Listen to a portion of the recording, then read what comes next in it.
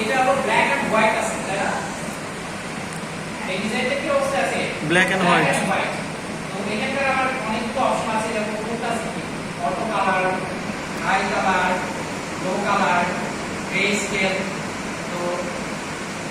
grey scale আমার click দিয়ে গেছে এরপর আছে কি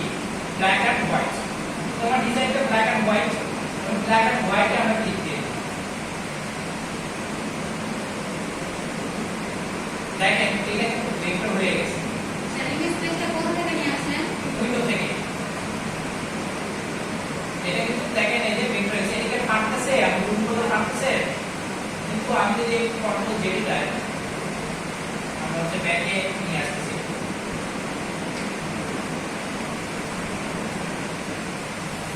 স্টপ দিয়ে দিলাম এই যে জি স্যার তো এটা আমি ব্ল্যাক এন্ড হোয়াইটে দিয়ে দিলাম দেওয়ার পরে এখন এটা একটু করতেছি দেখেন কেন করছেন এখন এখন এটা ঠিক হয়ে গেছে আগে ওটা কি ছিল ও এক্সট্রাক্ট করা লাগে না লাগবে মানে স্যার কোনো রকম ভাবে ড্র না করে হ্যাঁ এই যে আমি এখানে কিন্তু চোখ চোখ এই যে চোখের চিহ্ন আছে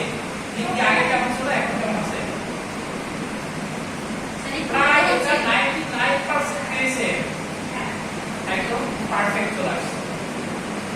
এখন কিছু হোয়াইট কালার আছে আমরা এখানে কিন্তু আরো অ্যাডভান্স অপশন আসতে পারি অনেক এখানে অ্যাডভান্স অপশন আছে কিন্তু হোয়াইট কালার ইয়ে করতে চাই ডিলিট করতে চাই তাহলে ইগনোর এখানে কালার আছে বা ইগনোর হোয়াইট আছে আমি এখান থেকে